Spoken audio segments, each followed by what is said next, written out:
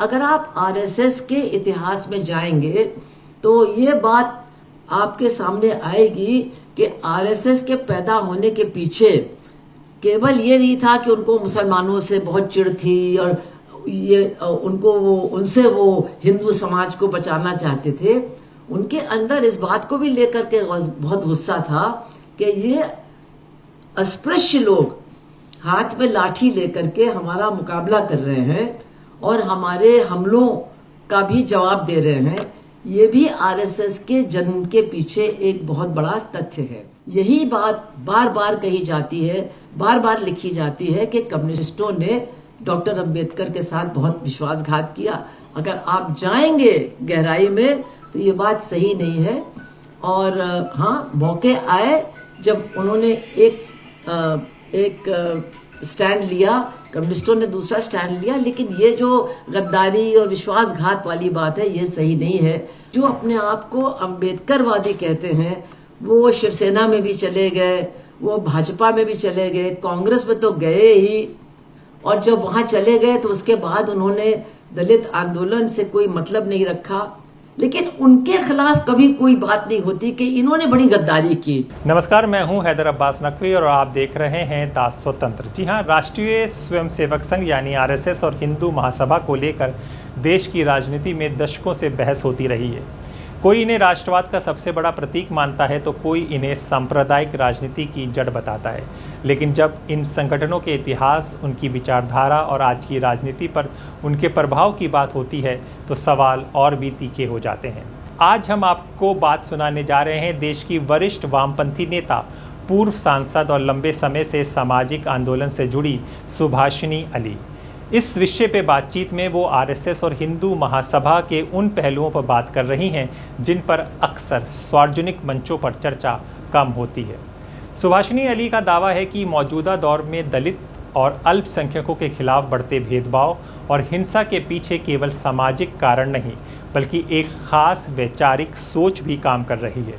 वो मनुस्मृति, सांप्रदायिक राजनीति और देश के भविष्य को लेकर भी अपनी बेबाक राय रखती हैं। तो आइए सुनते हैं सुभाषिनी अली की ये एक्सक्लूसिव बात और समझने की कोशिश करते हैं कि उनके आरोपों और दावों के पीछे क्या तर्क है। साथियों, भाइयों, बहनों, देखिए, आज जो हम लोगों ने ये कार्यक्रम रखा है उसके पीछे मकसद ये है कि हमारा ये जो संगठन है दलित शोषण मंच, हम चाहते हैं कि इसके लगातार कुछ कार्यक्रम दिल्ली में होते रहें। सिर्फ यहाँ इस हॉल में नहीं बल्कि जहाँ भी लोग रहते हैं, आप लोगों के जो मोहल्ले हैं, बस्तियां हैं, वहाँ भी इस तरह के कार्यक्रम रखे जाए। क्योंकि बातें बहुत होती, जैसे कि कॉमरेड ने बताया कि घरों में एक जगह बनी हुई है जहाँ बाबा साहब की फोटो लगेगी, उसके लिए बत्तियां, उसके लिए जो वो परमानेंट मालाएं होती हैं जो सूखती नहीं है, सब लगा रहता है। लेकिन क्या उन्होंने कहा, क्या उन्होंने लिखा, जाति के उन्मूलन के बारे में उनके क्या विचार थे, इस पर कोई खास चर्चा या जानकारी अब लोगों में दिखाई नहीं देती है। तो हम लोगों ने ये योजना बनाई कि ये जो साल है ये महाड सत्याग्रह का शताब्दी वर्ष है। और हमने जब किसी से कहा इस पर हम मीटिंग करेंगे तो कहने लगे ये तो बहुत पुरानी बात है। हमने कहा हाँ, पुरानी बात तो है, लेकिन दुख ये है कि पुरानी बात होने के बावजूद कुछ खास बदला नहीं है तब से लेकर के आज तक, और उसका जो महत्व है उसको भी लोग बिल्कुल भुला गए हैं। इसलिए इस तरह के कार्यक्रम हम लोग करें, आप लोग सब मदद करें, आप लोग कार्यक्रमों में के आयोजन में मदद करें, हम लोग आए, दूसरे लोग भी आए। और ये जो पूरा सत्याग्रह था इसमें जो एक बहुत प्रमुख कड़ी है, अभी कॉमरेड ने कहा कि मार्क्सवाद और अंबेडकरवाद, जब तक दोनों धाराएं मिलेंगी नहीं तब तक कुछ परिवर्तन होने वाला नहीं है। तो दरअसल अगर आप इसके इतिहास में जाएंगे, महाड सत्याग्रह के इतिहास में, तो बहुत कम लोग जानते हैं कि महाड सत्याग्रह का आयोजन किसने किया। एक बहुत उसी कोंकण के इलाके के एक दलित परिवार का एक लड़का था, नौजवान था, आरबी मोरे, और उसके अंदर एक अलग तरह की निष्ठा, एक अलग तरह की ऊर्जा थी। वो कुछ न कुछ करता ही रहता था और उसकी पढ़ाई लिखाई में भी बहुत बाधाएं आई। बहुत पढ़ने लिखने में तेज भी था, लेकिन नहीं ज्यादा पढ़ पाया। लेकिन जहां भी वो जाता था वहां वो लोगों को इकट्ठा करके कुछ न कुछ अभियान, कुछ न कुछ आंदोलन वहां वो शुरू कर देता था। तो ये महाड के रहने वाले थे और महाड का एक बहुत की बड़ी अहमियत थी, क्योंकि जो लोग महाड रेजिमेंट से रिटायर होते थे अंबेडकर जी के पिताजी की तरह, वो ज्यादातर इसी इलाके से आते थे। तो वो रिटायरमेंट के बाद वहीं जा करके बस जाते थे। उनके पास कुछ साधन भी होते थे, उनकी पेंशन भी आती थी।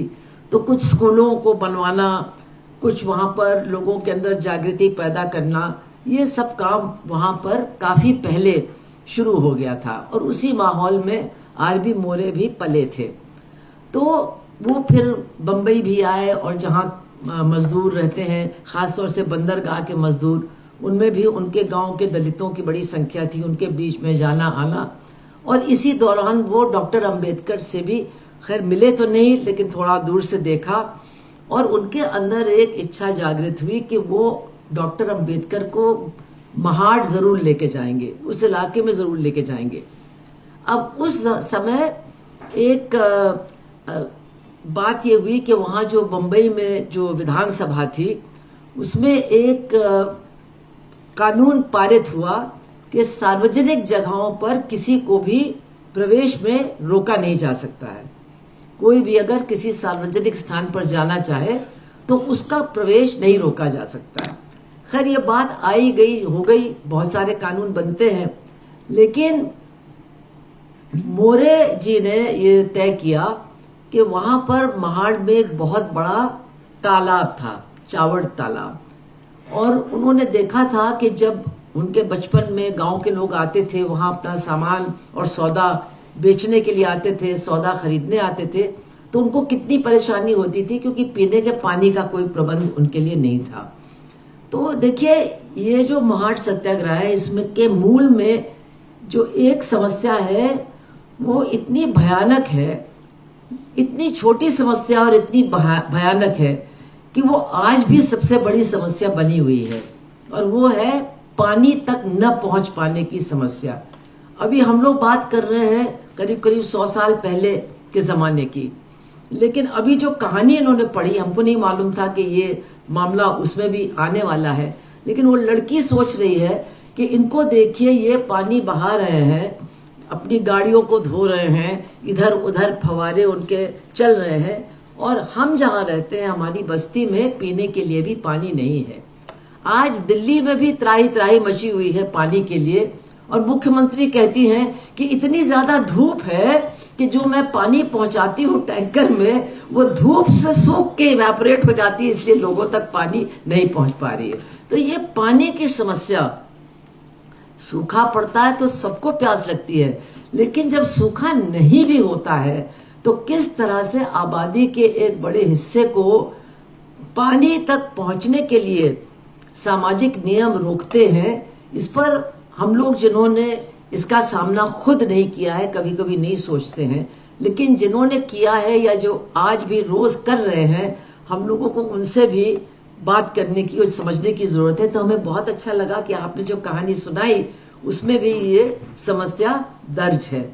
तो ये पानी तक न पहुंचने की समस्या यानी इतनी अमानवीय चीज है, जबकि हर धर्म में यह है कि पानी पिलाना एक बहुत धार्मिक कार्य माना जाता है कि आप प्याव लगाइए या अपने घर के बाहर घड़ा लगाइए। लेकिन हमारे यहाँ है कि घड़ा लग जाएगा, लेकिन बड़ी पैनी नजर लगी रहती है कि उस घड़े तक कौन आ रहा है और किसको आने की इजाजत होगी। ये हमारे समाज की आज भी सच्चाई है। तो जो वो तब तक कॉमरेड मोरे नहीं थे, वो आरबी मोरे थे, और उन्होंने ये फैसला किया जब ये कानून पारित हो गया कि सार्वजनिक स्थानों तक सब का प्रवेश अब उसकी अनुमति है, तो उन्होंने फैसला किया कि वो एक बड़ा कन्वेंशन करेंगे महाड में और डॉक्टर अंबेडकर को बुलाएंगे। तो डॉक्टर अंबेडकर को बुलाने में उनको 2-2.5 साल लग गए, क्योंकि डॉक्टर अंबेडकर ने भी सोचा कि ये नौजवान है, ये कहाँ हमको बुला रहा, कैसे हम पहुंचेंगे, क्या होगा, इसमें कितना दम है, उन्हें इस पर बहुत विश्वास नहीं था। लेकिन जब ये 2 साल तक बजिद उनके पीछे पड़ा रहा तो उनको भी लगा कि नहीं कुछ है इसके अंदर, तो उन्होंने उसको डेट दी और मार्च के महीने में, जैसा कि आप लोग सब जानते हैं, 1926 में महाड आने का फैसला हुआ। अब इसमें हमको 1-2 बातें ये भी याद रखनी है कि जब उनके यहाँ आने की बात हुई तो उनकी सुरक्षा के बारे में भी काफी विचार हुआ। और नागपुर में जो दलित समाज के लोग हैं उन्होंने एक टुकड़ी बनाई हुई थी, एक लड़कों की टुकड़ी जो लाठी लाठी लेके चलते थे, और खास तौर से जो दलित महिलाओं के ऊपर ऊंची जात के लोग हमला करते थे वो उसका मुकाबला करते थे। और अगर आप आरएसएस के इतिहास में जाएंगे तो ये बात आपके सामने आएगी कि आरएसएस के पैदा होने के पीछे केवल ये नहीं था कि उनको मुसलमानों से बहुत चिढ़ थी और ये उनसे वो हिंदू समाज को बचाना चाहते थे। उनके अंदर इस बात को भी लेकर के बहुत गुस्सा था कि ये अस्पृश्य लोग हाथ में लाठी लेकर के हमारा मुकाबला कर रहे हैं और हमारे हमलों का भी जवाब दे रहे हैं। ये भी आरएसएस के जन्म के पीछे एक बहुत बड़ा तथ्य है। तो कई बातें हैं जो हम लोग भूल जाते हैं, केवल हम लोग आरएसएस को हिंदू मुस्लिम के ही घेरे में देखते हैं, लेकिन दलितों के खिलाफ और दलितों के अंदर जो चेतना पैदा हो रही थी उसके खिलाफ उनकी कितनी प्रबल भावना थी। और इसके साथ साथ आप जानते हैं कि आरएसएस के पैदा होने के कुछ ही साल पहले रूस में क्रांति हुई थी। तो ये हम लोगों के लिए समझना बहुत मुश्किल है कि जो लोग वर्ण व्यवस्था को बचाए रखने में अपनी जान लगा रहे हैं उनको कैसा लगा होगा जब एक देश में मतलब राजा रजवाड़े जमींदार सब खत्म कर दिए गए और सर्वहारा के हाथ में सत्ता आ गई। उनके ऊपर मतलब क्या गुजरा होगा। कभी कभी थोड़ी दया भी आती है कि बेचारे बहुत ही ज्यादा परेशान हो गए होंगे। खैर, ये 2-3 बातें हैं जिनके फलस्वरूप ये आरएसएस का जन्म हुआ। लेकिन वही जो एक सेना थी दलितों की सेना, तो उनका परेड रेड करवाया गया, उनको ट्रेनिंग दी गई और डॉक्टर अंबेडकर की सुरक्षा उनके हाथों में रख दी गई। और खैर डॉक्टर अंबेडकर आए महाड में। और दूसरे दिन क्योंकि कॉमरेड मोरे बहुत जबरदस्त आयोजक थे, उन्होंने गांव-गांव जाकर के प्रचार किया था और गांव-गांव में सबसे चंदा वसूला था। और उस जमाने में आप सोचिए 5000 लोग करीब वहां महाड में इकट्ठा हुए। मार्च के महीने में 18 मार्च था शायद। और दूसरे दिन वो लोग जुलूस बना करके निकले और डॉक्टर अंबेडकर को घेरे में रखा, क्योंकि वो जानते थे हमला होगा और हमला हुआ। और वहां के ब्राह्मणों ने ये प्रचार कर दिया था कि वहीं उस ताल के पास एक मंदिर भी था कि ये लोग उस मंदिर में जबरदस्ती घुसने की योजना बना चुके हैं, इसलिए इनके ऊपर हमला करना जरूरी है। तो खैर हमला हुआ, कई लोगों के हाथ पैर भी टूटे, लेकिन कुछ लोग भाग करके उस पानी के अंदर हाथ डालने में सफल हुए। और वो जो पानी था मतलब वो समझ लीजिए अपवित्र भी हो गया, लेकिन जो दावा था कि हम पानी वहां का पिएंगे, उसको छुएंगे, उसको उन्होंने पूरा किया। और उसके बाद खैर उस पूरे ताल को वहां के जो सवर्ण लोग थे उन्होंने उसको बिल्कुल खाली कर दिया। और पानी से ज्यादा पवित्र तो गौमूत्र और गोबर होता है, उससे उसको घिस के फिर से पवित्र किया गया और फिर उसमें पानी भरा गया। और खैर ये जो सम्मेलन था उसका फिर खात्मा हो गया, लोग चले गए। लेकिन डॉक्टर अंबेडकर ने कहा कि महाड में मेरा काम पूरा हुआ नहीं है, यहाँ हम लोग फिर आएंगे और फिर सम्मेलन करेंगे। तो यह तय हुआ कि दिसंबर के महीने में फिर से सम्मेलन होगा और आगे बढ़ने की कोशिश की जाएगी। खैर तब तक जो सवर्ण थे वो कोर्ट चले गए कि ये सार्वजनिक स्थान नहीं है, ये तो हमारा है, ये है वो है। स्टे ऑर्डर भी उनको मिल गया, ये सब हो गया। और जब डॉक्टर अंबेडकर पहुंचे वहां तो जो अंग्रेज अधिकारी था उसने जाकर के उनसे कहा कि देखिए ये स्टे ऑर्डर इनको मिल गया है, तो आपसे हमारा अनुरोध है कि आप फिर वहां जाने की कोशिश न कीजिए। उन्होंने कहा ठीक है, हम अपने लोगों से बातचीत करेंगे और कल सुबह तय करेंगे हमें क्या करना है। तो वहां पर वो लोग सब इकट्ठा हुए और अब की बार तो 5,000 से भी ज्यादा लोग थे। और उसी शाम को कुछ लोग सोचते हैं कि जो महाडबिंग हो उसके विरोध में जो उन्होंने किया 25 तारीख को वो हुआ, लेकिन दरअसल वो उसको करने की पहले से ही योजना बना करके आए थे डॉक्टर अंबेडकर। और उन्होंने फिर उस भारी सभा में मनुस्मृति को जलाने का काम किया सार्वजनिक रूप से, हमारे इतिहास में पहली बार। और उन्होंने कहा कि हमारे साथ जो अत्याचार होता है, हम जिस अन्याय के शिकार हैं, उसकी जड़ इस किताब में है। और उन्होंने स्पष्ट रूप से कहा कि बहुत से लोग इसको एक धार्मिक पुस्तक मानते हैं और मेरा ये कहना है कि अगर किसी धर्म की धार्मिक पुस्तक ये है तो फिर ऐसे धर्म पर भी धिक्कार है, ऐसे धर्म के नजदीक भी हम लोगों को नहीं जाना चाहिए। ये बात उन्होंने 1926 में मतलब महाड के अंदर कही। धर्म परिवर्तन बहुत सालों के बाद हुआ, मेरे ख्याल से 54 में हुआ है, लेकिन ये बात उन्होंने उसी वक्त कही।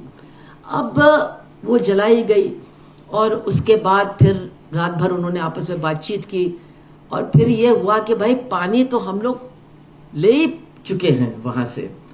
और उन्होंने अपना फिर सम्मेलन किया और ये तय हुआ कि हम लोगों का जो मकसद था वो पूरा हो गया है, मनुस्मृति भी हमने जला दी है और हमारा जो संघर्ष है वो शुरू हो गया है, अब ये रुकने वाला नहीं है।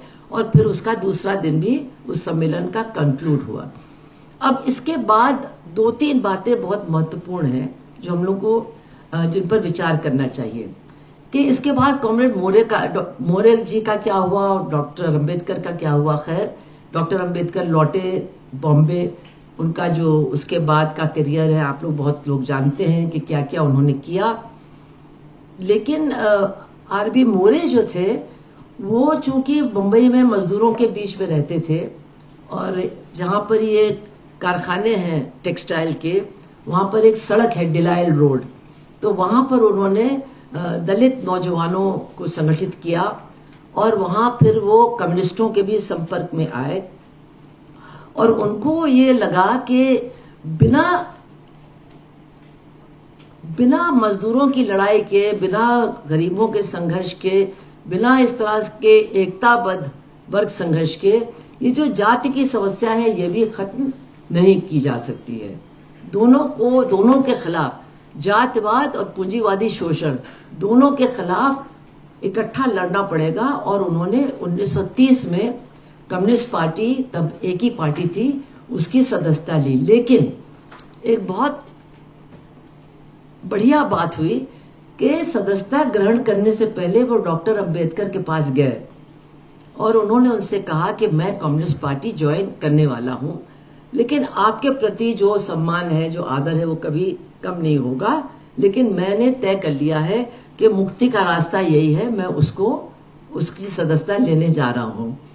तो कई लोग प्रचार करते हैं कि डॉक्टर अंबेडकर ने उनको बहुत डांटा और उनसे एक तरह से अपने संबंध विच्छेद कर दिए। ऐसा कुछ नहीं हुआ।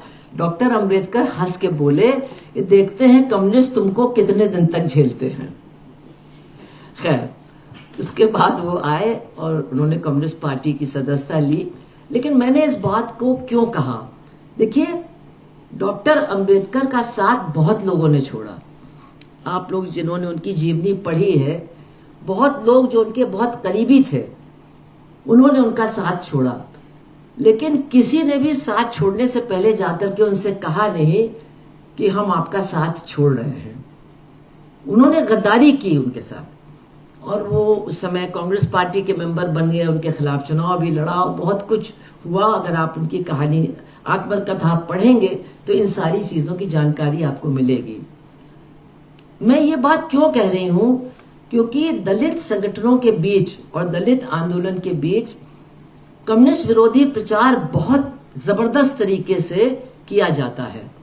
और यही कहा जाता है कि कम्युनिस्टों ने ही सबसे ज्यादा धोखा डॉक्टर अंबेडकर को दिया और लगातार देते रहे।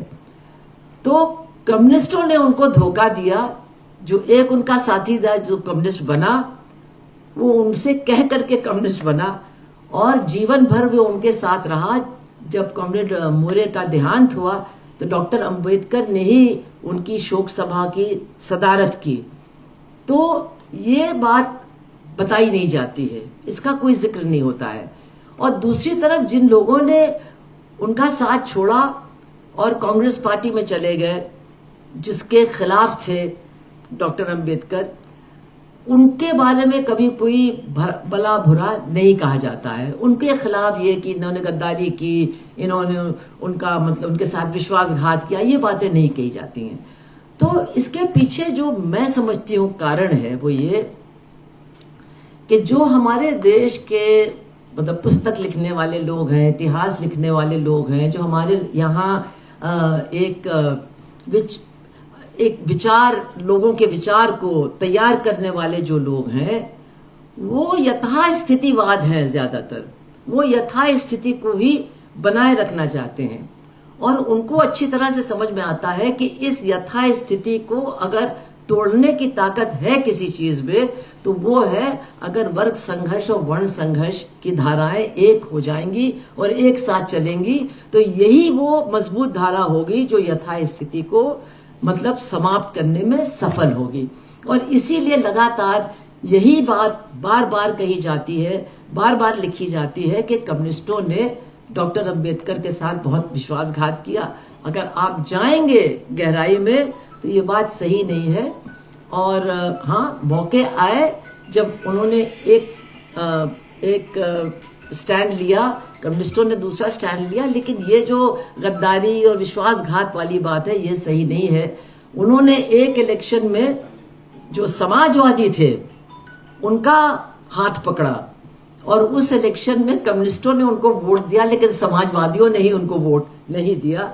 ये भी बात बहुत कम लोगों को मालूम है। और ये जो उस समय की सोच है वो आगे तक चलती है। मैंने एक आनंद तेलतुंबड़े की एक वो है पूरी बायोग्राफी डॉक्टर अंबेडकर की, आइकॉनोक्लास्ट है, उसमें भी उन्होंने लिखा है कि मेरी समझ में नहीं आता कि जो अपने आप को अंबेडकरवादी कहते हैं वो शिवसेना में भी चले गए, वो भाजपा में भी चले गए, कांग्रेस में तो गए ही, और जब वहां चले गए तो उसके बाद उन्होंने दलित आंदोलन से कोई मतलब नहीं रखा। लेकिन उनके खिलाफ कभी कोई बात नहीं होती कि इन्होंने बड़ी गद्दारी की, कि इन्होंने बहुत विश्वासघात किया, कभी नहीं कहा जाता। इस समय तो उनके मंत्रिमंडल में भी एक अपने आप को अंबेडकरवादी कहने वाले हैं जो एक जमाने में दलित पैंथर में भी थे।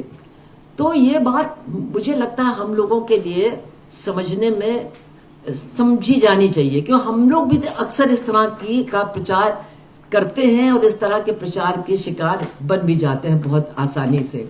तो इसके पीछे जो सोच है उसको समझना बहुत जरूरी है। और इसीलिए कॉमरेड मोरे के जीवन से बहुत कुछ हमको सीखने की जरूरत है कि किस तरह से उन्होंने जिंदगी भर जो दलित उत्पीड़न का सवाल है, जो सामाजिक उत्पीड़न का सवाल है, उसको वर्ग संघर्ष के साथ जोड़ करके एक बड़ी लड़ाई आयोजित करने की लगातार कोशिश की। जो उनकी आत्मकथा है वो बड़ी अजीब है। उन्होंने अपनी आत्मकथा लिखनी शुरू की, लेकिन वो मेरे ख्याल से महान आंदोलन से पहले ही उन्होंने लिखना बंद कर दिया। और फिर उनके बेटे सत्येंद्र मोरे ने उसको फिर कंप्लीट किया और वो अंग्रेजी में तो पहले छपी, फिर काफी मशक्कत के बाद वो हिंदी उसका अनुवाद भी छप गया और इसी पिछले साल के आखिर में वो भी उसका भी प्रकाशन हुआ है। वो है यहाँ पर, हम तो आप सबसे कहेंगे कि वो किताब भी आप लीजिए। और जो महान सत्याग्रह का महत्व है वो सिर्फ पानी पीने तक अगर हम उसको महदूद रखेंगे, सीमित रखेंगे, तो मैं समझती हूँ कि उसका जो असली महत्व है उससे हम मुंह मोड़ लेंगे। उसका जो सबसे महत्वपूर्ण पहलू है वो है मनुस्मृति का जलाया जाना।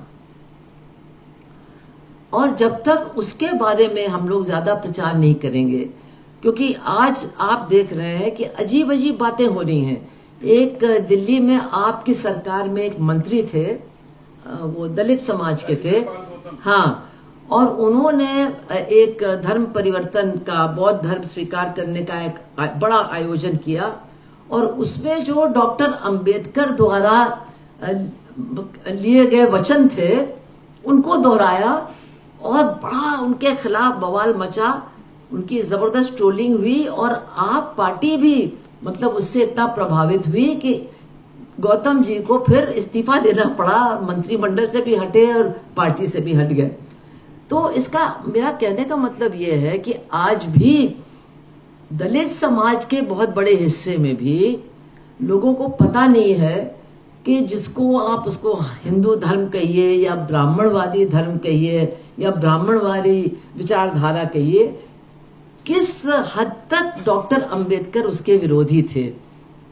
उन्होंने बहुत कुछ लिखा है, लेकिन उन्होंने जो इस शोषण करने वाले धर्म के लिए जो लिखा है, वो आज तक मैं नहीं समझती कि इतनी तीखी भाषा में किसी ने लिखा होगा।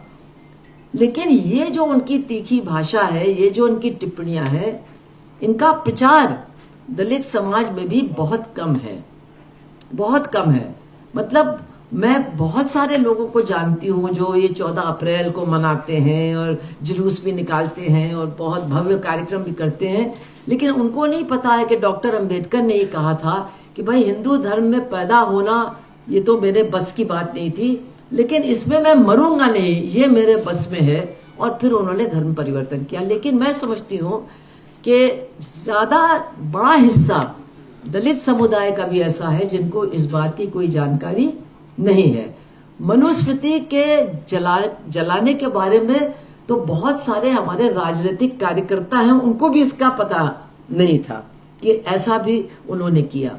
तो मेरा ये मानना है कि ये जो मनुस्मृति को जलाने वाली बात है, ये केवल दलित आंदोलन के लिए समझना जरूरी नहीं है, लेकिन महिला आंदोलन, मजदूर आंदोलन, सबके लिए समझना जरूरी है।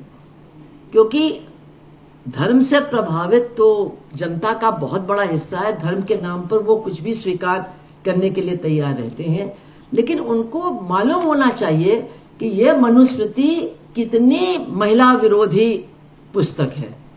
यानी महिलाओं को तो उन्होंने किसी प्रकार का अधिकार उस पर दिया ही नहीं है, चाहे वो किसी भी जात की महिला क्यों न हो, वो अधिकार विहीन है। और उसका कारण भी क्या है वो भी महिलाओं को समझना जरूरी है कि अगर महिलाएं स्वतंत्र हो जाएंगी तो एक तो उन्होंने लिखा ये बड़ी बदचलन होती है, औरतें किसी भी आदमी के पीछे चली जाती है, ये सब बातें हैं मनुस्मृति में। लेकिन क्यों है ये सब बातें? इसलिए कि उनको, उनका जो धर्म है वो है चतुर्वर्ण को बचाने का धर्म, वर्ण व्यवस्था को बचाने का धर्म। और निश्चित रूप से अगर महिलाएं आजाद हो जाएंगी और शादी खुद तय करेंगी, किसके साथ उनको रहना है ये खुद फैसला करेंगी, तो फिर ये वर्ण व्यवस्था भी चरबरा करके समाप्त हो जाएगी। क्योंकि उनके बच्चे किस जाति के होंगे। खास तौर से अगर लड़की कोई थोड़ी ऊंची जात की है और तथाकथित नीची जात का कोई लड़का है, तो उस संबंध का बच्चा जो पैदा होगा वो किस जाति का होगा। इसका मतलब है कि ऐसी शादियों का नतीजा ये होगा कि ये वर्ण व्यवस्था ही कमजोर पड़ेगी और चरमरा जाएगी। और इसीलिए हम देखते हैं कि हर परिवार में हमारे देश के अंदर, हमारे बहुत ही प्रगतिशील और क्रांतिकारी लोगों के परिवारों में भी, आप कुछ भी कह दीजिए उनसे, पूंजीपतियों से लड़ना है, ये करना वो करना, सब कुछ ठीक है, लेकिन जिस दिन आप ये उनको कहेंगे कि लड़की को शादी करने की आजादी भी दे दीजिए, तो वो आपको डंडे मार करके घर से निकाल देंगे। क्योंकि ये जो बात है वो रग रग में, और सिर्फ ऊंची जाति में नहीं, अगर हम दलित उपजातियों में जाएं तो वहां भी एक उपजाति से दूसरी उपजाति के बीच में संबंध को बिल्कुल स्वीकार नहीं किया जाता है। तो ये जो मनुवादी सोच है, ये कितनी दूर तक हमारे रगों में समाई हुई है, हम लोग जो कॉमरेड लोग हैं उनके भी रगों में समाई हुई है, इसका हमको एहसास होना चाहिए। और डॉक्टर अंबेडकर ने मनुस्मृति को जला करके दरअसल हमको क्या संदेश दिया है, इसको ठीक से समझने की जरूरत है। ये मनुस्मृति केवल जाति के आधार पर लोगों की असमानता को नहीं बनाए रखने वाली पुस्तक है, वो तो है ही। और जैसा कि कॉमरेड ने कहा कि जब गांव में दलित कहते हैं कि गांव जाना है, तो वो इस बात का इजहार कर रहे हैं कि हम तो गांव से भी बाहर हैं, क्योंकि जो दलित समाज है वो तो 4 जातियों के भी बाहर है। वो मतलब अस्पृश्य कहिए, अदृश्य कहिए, जो भी है वो इस वर्ण व्यवस्था के भी बाहर है। तो निश्चित रूप से मनुस्मृति में इस तरह की इंसानी असमानता को बहुत बढ़ावा दिया गया है, उसको बहुत उचित ठहराया गया है। लेकिन उसमें निश्चित रूप से आज का जो पूंजीवाद है या आज का जो पूंजीवादी शोषण है वो तो जमाने में नहीं था। लेकिन इसमें जो चौथी जात का वर्णन है, जिसको शूद्र जात कहा गया है, तो उसमें तो यही कहा गया कि जो लोग काम करते हैं, जो लोग किसी दूसरे की जमीन पर या किसी के छोटे मोटे मतलब कारखाने में या कारीगर के साथ जो काम करते हैं, श्रम करते हैं, वो सब शूद्र हैं। और यहां तक कहा गया है, बहुत दिलचस्प बात है, कि अगर कोई क्षत्रिय या ब्राह्मण मजबूरी में काम करने लगता है, श्रम करने लगता है, तो उसकी जात भी शूद्र जात ही समझी जाएगी। तो मतलब पेशा और जात, इनके बीच का जो गहरा रिश्ता है, जन्म और जात, इनके बीच का जो गहरा रिश्ता है, लिंग और जात, इनके बीच में जो पूरा संबंध है, ये सारी चीजें वहां पर मौजूद हैं मनुस्मृति में। और इसलिए मैं तो डॉक्टर अंबेडकर के इस कृत को बहुत ही महान मानती हूँ। शायद हमारे इतिहास में एक बहुत ही ये क्रांतिकारी कदम था मनुस्मृति को जलाना, अगर हम लोग इसको ठीक से समझें और दूसरों को भी समझा सकें। और यही हमारा प्रयास होगा कि इस शताब्दी वर्ष में इस जानकारी को आप लोगों के माध्यम से, और मतलब जहां भी हिंदी भाषी लोग रहते हैं उनके बीच में मीटिंग्स करके, गोष्ठियां करके इस पूरे शताब्दी वर्ष को इस तरह से मनाया जाए कि ये जो एक मील का पत्थर है हमारे देश के परिवर्तन की लड़ाई में, इसके बारे में लोगों को जानकारी हो कि दरअसल ये महाट सत्याग्रह में क्या हुआ था।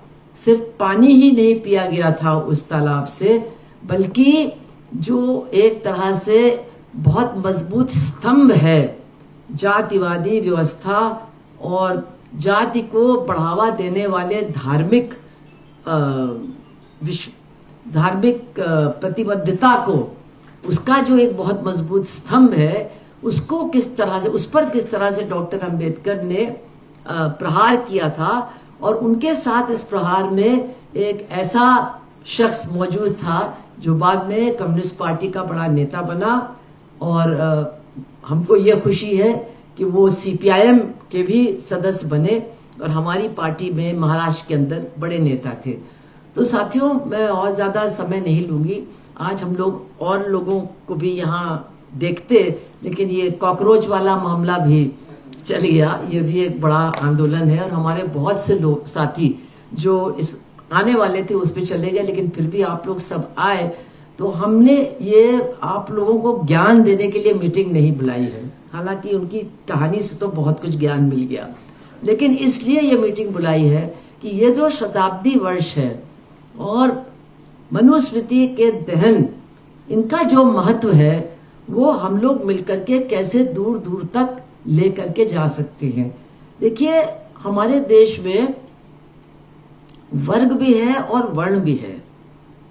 दिक्कत है, मतलब हम एक ही वर्ण में होने के बाद वर्ग की वजह से एक दूसरे से दूर हो जाते हैं, और एक ही वर्ग के होने के बाद वर्ण की वजह से यानी जात की वजह से एक दूसरे से हमारी दूरियां बन जाती हैं।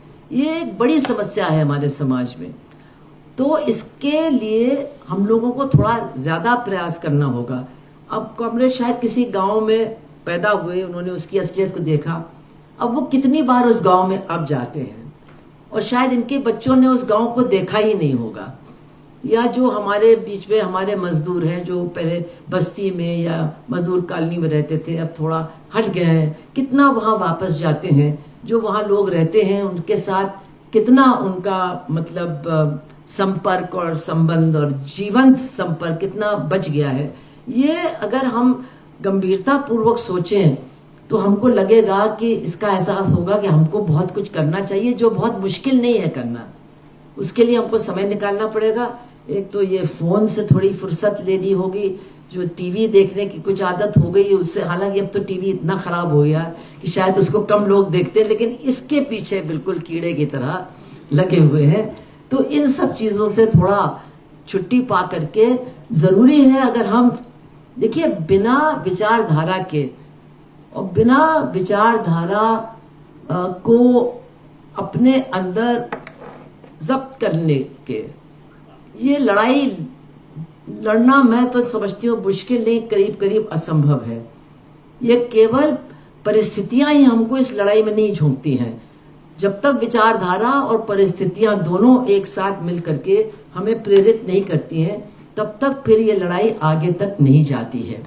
हमसे कोई कह रहा था कि आप लोग कहते हैं इतनी गरीबी है और इतना ये इतना वो, क्रांति तो हो ही जानी चाहिए। हमने कहा देखो क्रांति इतनी आसानी से नहीं होती है, क्रांति के लिए बहुत प्रतिबद्धता की जरूरत है और बहुत ज्ञान अर्जित करने की जरूरत है। ये सबसे पहले इस बात को ही समझना कि हाँ दुनिया बदल सकती है। जैसे कि हम कहते हैं ना कि जो 100 साल पहले हालात थे आज भी वही हैं, ये सही नहीं है। शोषण है लेकिन हालात में फर्क आया है, वो हमको समझना, समाज कैसे बदलता है, हमको कैसे बदलने वाली ताकत का हिस्सा बनना है, इन सारी चीजों को समझना बहुत जरूरी है। और डॉक्टर अंबेडकर का जो सपना था, जो उनके अंतिम दिनों में काफी चूर हो गया, उन्होंने सोचा था कि ये आरक्षण के माध्यम से जो एक पढ़ा लिखा और थोड़ा बहुत साधन संपन्न वर्ग या हिस्सा दलितों में बनेगा, वो फिर क्रांति को आगे बढ़ाने का काम करेगा। लेकिन मैंने कहा ना, ये वर्ग और वर्ण का मामला बहुत गड़बड़ है। वर्ण नहीं बदलता है लेकिन वर्ग बदल जाता है, तो उससे भी दिमाग बदल जाता है। और एक ही वर्ग होने के बाद वर्ण अलग अलग होते हैं, उससे भी दिमाग हमारे एक दूसरे के साथ मिलते नहीं है। तो ये कठिन लड़ाई है, लेकिन यही हमारी लड़ाई है इस देश में। खास तौर से जिस इलाके से हम लोग आते हैं, जो हिंदी बेल्ट है, यहाँ तो यही बड़ी लड़ाई है। और मैं आपको बताऊं अपनी बात खत्म करते हुए कि इस लड़ाई में कितना दम है, कभी कभी हम लोग भी इसको नहीं समझ पाते हैं। हो सकता है जो मैं कहूं आपको लगे ठीक नहीं है। पिछला जो 2024 का चुनाव था लोकसभा का, क्योंकि बहुत से लोग कहते हैं, हमारे बहुत से लोग, अरे इनको हराया नहीं जा सकता। पहले लोग कहते थे वो मशीन की वजह से नहीं हराया जा सकता, अब लोग कहते हैं ये इलेक्शन कमीशन ऐसा आ गया कि अब उनको हराया नहीं जा सकता है, अब बेकार है, मतलब कुछ हो नहीं सकता है। खैर मैं तो मानती हूँ कि बिल्कुल गलत बात है, और ये भी लोगों की लड़ने की ताकत को घटाने वाली बातें हैं। लेकिन अगर हम 2024 की इलेक्शन के नतीजों का थोड़ा विश्लेषण करें तो बीजेपी कहाँ हारी? जहां हारती थी दक्षिण भारत में, वहां तो वो हारी ही, लेकिन जो उसका गढ़ था उत्तर प्रदेश, वहां वो हारी का मतलब उसके करीब करीब मेरे ख्याल से 60 सीटें लोकसभा में कम हुई, उनमें करीब 40 सीटें उत्तर प्रदेश की थी। और उत्तर प्रदेश में वो हारी इसलिए नहीं कि एकदम से लोगों को विपक्ष बहुत अच्छा लगने लगा। लोग कहते अरे वो क्या इंडिया गठबंधन बन गया इसलिए वो सब एकदम बढ़िया हो गया, ये सब बेकार की बातें हैं। जात की राजनीति ऐसी नहीं होती है। जात की राजनीति होती है कि कुछ जातियां कुछ लोगों को वोट देते हैं और कुछ जातियां कुछ लोगों को वोट देने से पूरी तरह से इनकार करती हैं। उस इलेक्शन में ये हुआ कि ये बात थोड़ी सी मिट गई, क्योंकि उस इलेक्शन में, और मैं समझती हूं कि हम लोगों ने लेफ्ट में ही सबसे पहले ये सवाल उठाया था कि संविधान खतरे में है और ये लोग मनुस्मृति को ही लाना चाहते हैं, संविधान को और आपके ये डॉक्टर अंबेडकर के संविधान को तो लोगों को उसके साथ एक बड़ा जुड़ाव महसूस होता है, ये खत्म करना चाहते हैं। और फिर भाजपा वालों ने मतलब आग में घी डालने का काम किया। एक ने कहा कि इसके बाद तो संविधान रद्दी की टोकरी में चला जाएगा, फिर वो 400 पार वाला नारा उन्होंने दे दिया। तो जिन लोगों का बहुत ही आत्मीय रिश्ता है संविधान से, हो सकता है उन्हें संविधान पढ़ा भी ना हो, उस संविधान का कोई उनको लाभ भी ना मिला हो, लेकिन उनको ये लगता है कि हमारे देश के सबसे मतलब आधुनिक भारत के सबसे महत्वपूर्ण पुस्तक के लेखक हमारे ही जात के डॉक्टर अंबेडकर थे, इसलिए ये हमारे लिए एक पूज्य पुस्तक, हम लोग पूजने में ज्यादा विश्वास रखते हैं, तो ये पूज्य पुस्तक है। तो जब ये लगा कि इसको ही ये खत्म करने वाले हैं, तो मैंने खुद उत्तर प्रदेश में देखा, काफी मैं घूमी चुनाव में, कि दलित समाज के लोगों ने कहा कि खून का घूंट पी करके समाजवादी पार्टी को वोट दिया, क्योंकि उनके बीच का टकराव जबरदस्त था। आप लोग सब जानते हैं गांव में वही लोग हैं जो दलितों का उत्पीड़न करते हैं, जो उनको मारते पीटते हैं वगैरह वगैरह। फिर मायावती जी के साथ भी जो कुछ हुआ था, तो वो पूरा एक इतिहास है जिसकी वजह से दलित समाज के लोग बिल्कुल समाजवादी पार्टी को वोट देने के लिए तैयार नहीं होते थे।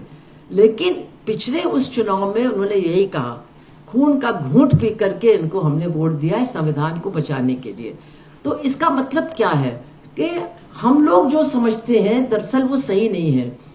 जो आम लोग हैं, जो अनपढ़ हैं, अज्ञानी हैं, उनको क्या छूता है? आज ये जो कॉकरोच सब निकले हैं, कोई बात है जिसने छू दी है इन बच्चों को कि हमारा भविष्य ये खत्म कर रहे हैं। और एक देखो बाहर बैठा पढ़ रहा था आराम से, उसने कह दिया नहीं मैं आ रहा हूं जंतर मंतर और उसका इस्तीफा होगा। मतलब एक कोई चीज होती है जो लोगों को भावनात्मक तरीके से छू जाती है और उनको ले आती है मैदान में। तो ये तो एक पता नहीं इसका क्या होगा, इसमें मैं नहीं जाती, लेकिन उस चुनाव का नतीजा हम लोगों को अच्छे से समझना चाहिए कि जब संविधान खतरे में लोगों को दिखाई दिया, तो दलित समाज और उसमें भी जो जाटव चमार उपजाति है जो बहुत महत्वपूर्ण है उत्तर प्रदेश में, उसने बहुत बड़े पैमाने पर विपक्ष को वोट दिया, जिसकी वजह से ये बड़ा परिवर्तन आया।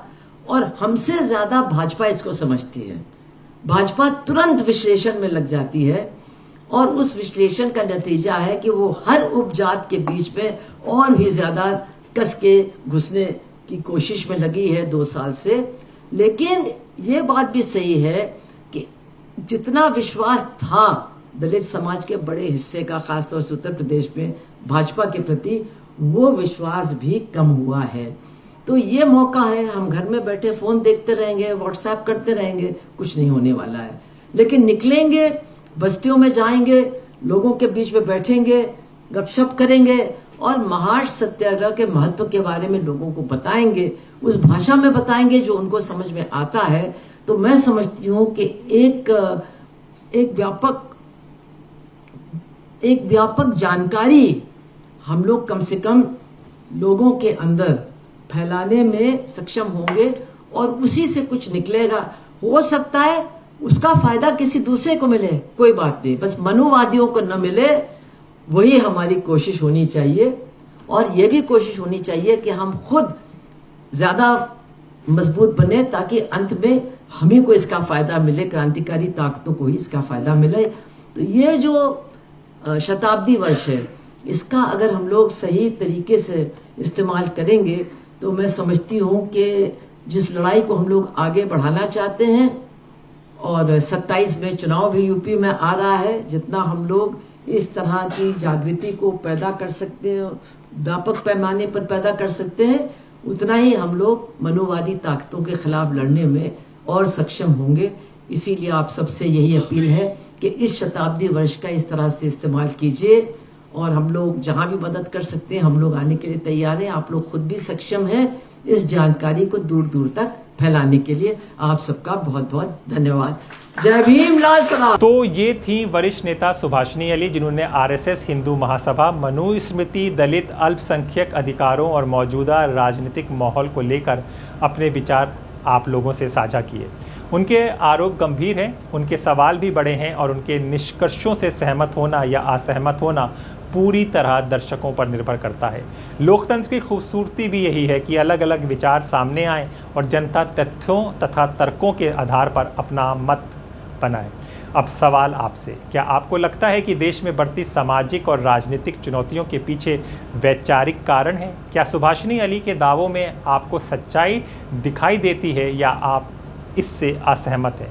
अपनी राय हमें कमेंट बॉक्स में ज़रूर बताएं। अगर आपको ये बातचीत, ये विचार, ये स्पीच महत्वपूर्ण लगी हो तो वीडियो को लाइक करें, ज़्यादा से ज़्यादा लोगों तक शेयर करें और दास स्वतंत्र को सब्सक्राइब करना ना भूलें। मैं हूं हैदर अब्बास नकवी और आपके साथ हूं मैं दास स्वतंत्र पर। दास स्वतंत्र।